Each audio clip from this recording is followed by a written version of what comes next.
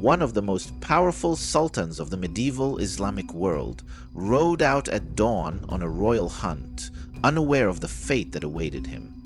The sun was rising, painting the sky in golden hues, but what seemed like another day of glory for the Seljuk Empire would soon turn into its darkest hour.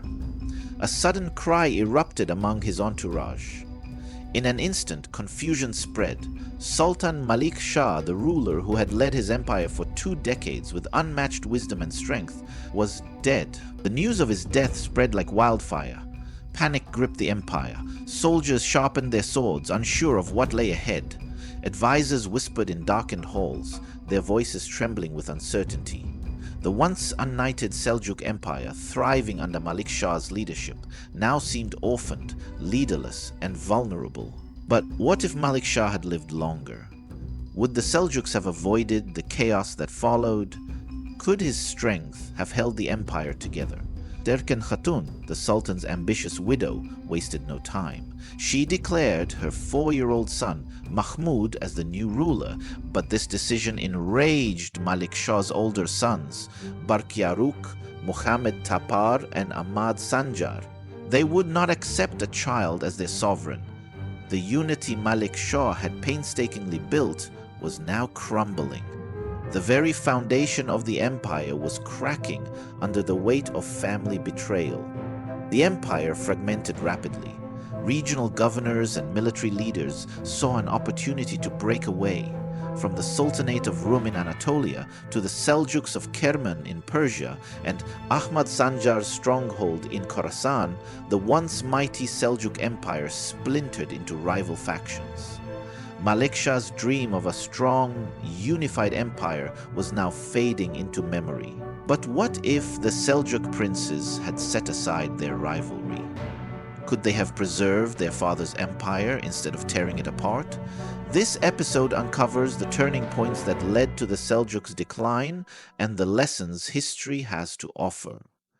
As the Seljuk Empire battled internal chaos, a new wave of enemies gathered at its borders. To the west, the Crusader states rose with the fervor of the First Crusade in 1096. Their victories in Anatolia and the Levant threatened Seljuk dominance. To the south, the Fatimid Caliphate in Egypt seized the moment, reclaiming lost territories and challenging Seljuk rule. The empire was caught in a storm of war. The Crusaders advanced through the heart of Seljuk lands, yet the Seljuks were too divided to stop them. In 1099, as the Crusaders marched toward Jerusalem, rival Seljuk commanders refused to reinforce each other. What if they had set aside their differences? What if, instead of fighting each other, they had united against the enemy? Could they have changed the course of history? But external enemies weren't the only threat. In Persia and Central Asia, the Khwarezmian Empire was rising. In the distance, another storm loomed: the Mongols. Desperate to maintain control, one Seljuk general made a fateful decision.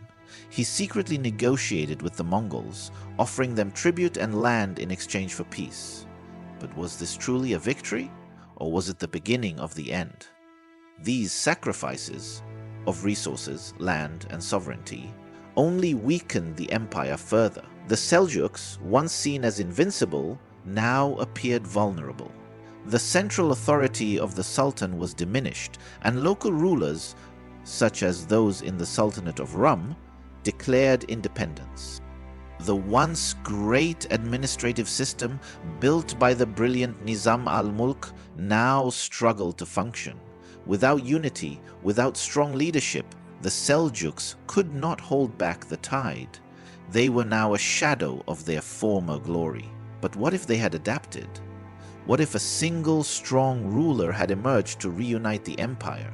Could they have survived against the Crusaders, the Fatimids, and the Mongols?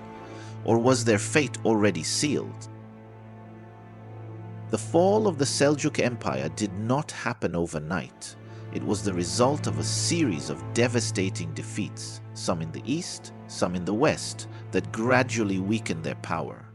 Each battle marked a turning point, exposing the cracks in their once mighty empire.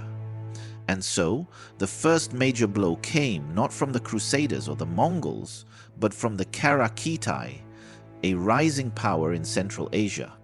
In 1141, Sultan Ahmad Sanjar, ruler of the great Seljuk Empire, led an army of 100,000 warriors against the Karakitai, led by Gurkhan Yalu Dashi. Confident in their past victories, the Seljuks expected an easy win, but they were wrong. The Karakitai cavalry used deceptive retreat tactics, luring the Seljuks into a devastating ambush. Within hours, 30,000 Seljuk soldiers lay dead. Thousands more were captured. Ahmad Sanjar barely escaped, but his power was shattered. The Seljuks lost control of Transoxiana, and the empire's dominance in the east collapsed overnight. From this moment on, the Seljuks were no longer a dominant force in Central Asia. Their empire had begun to unravel. As the Seljuks struggled in the east, a new disaster unfolded in the west. The Crusaders, fueled by religious zeal, launched an invasion unlike anything the Islamic world had seen before. The Seljuks, once feared warriors, were no longer unified. Different Seljuk rulers controlled Syria, Iraq, and Anatolia, but none of them acted in unison against the Crusaders. The Christian armies swept through the region, capturing Antioch in 1098. 1 year later, they reached Jerusalem. On July 15, 1099, the city fell after a brutal siege. Over 40,000 men, women, and children were slaughtered in one of history's bloodiest massacres. The fall of Jerusalem sent shock waves across the Islamic world. The Seljuks, who once ruled from Persia to the Mediterranean, had lost the heart of the Islamic world. Their inability to unite against the Crusaders exposed their growing weakness. By the early 13th century, the Sultanate of Rum, the Anatolian Seljuks, stood as one of the last powerful remnants of the once mighty Seljuk Empire, but even they could not escape the chaos of the region. In 1230, the Seljuk Sultan Alauddin Kikubad V faced an invasion from the Khwarezmian Empire, led by Jalal ad-Din Minburnu. The battle took place at Yassi-Jeshemen, a vast plain in eastern Anatolia. The Seljuks secured a decisive victory, inflicting devastating losses on the Khwarezmians. However, their triumph came at a time when the Mongols were advancing from the east. Within a few years, the Khwarezmian Empire was wiped out, and soon the Seljuks of Rum would face an even deadlier enemy. If the Battle of Katwan marked the beginning of Seljuk decline, and the fall of Jerusalem showed their weakness in the west, then the Mongol invasions erased them from history.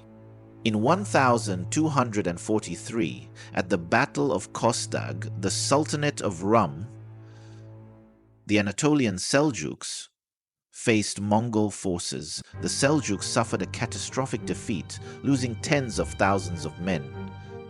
By the 1260s, the Mongols had absorbed the last remnants of Seljuk rule.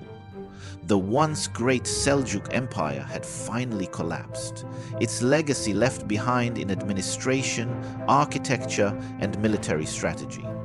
The fall of the Seljuk Empire was not just the collapse of a dynasty, it was a turning point in history. Once a dominant force stretching from Persia to Anatolia, the Seljuks had defined an era of military strength, cultural advancement, and political mastery.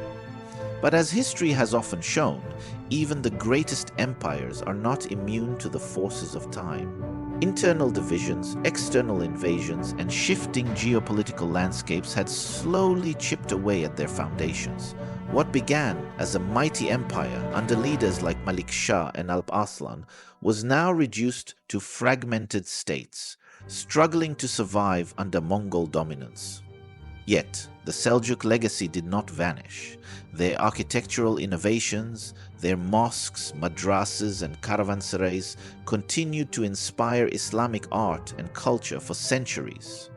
Their administrative systems would later influence the governance structures of the Ottoman Empire, which would rise to power in Anatolia, carrying forward many of the Seljuk traditions. Their military tactics, contributions to science and literature, and their role in defending the Islamic world left an imprint that would shape the course of history.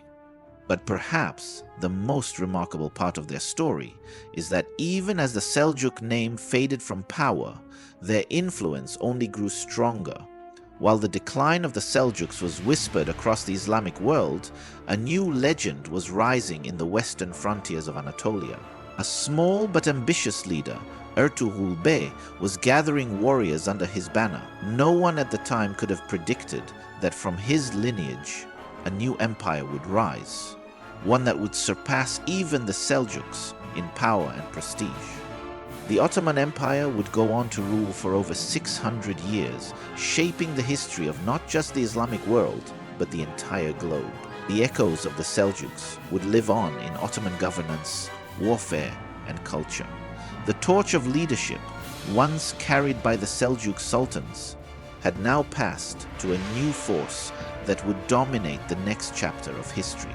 So, as we conclude our journey through the history of the Seljuk Empire, we must ask, what can we learn from their rise and fall? Were they doomed by their internal struggles, or could they have prevented their decline? Would the course of history have changed if they had remained united against their enemies? Let us know your thoughts as we continue our journey through history. Thank you for watching, and stay tuned as we uncover more great civilizations, epic battles, and the legacies that shaped our world.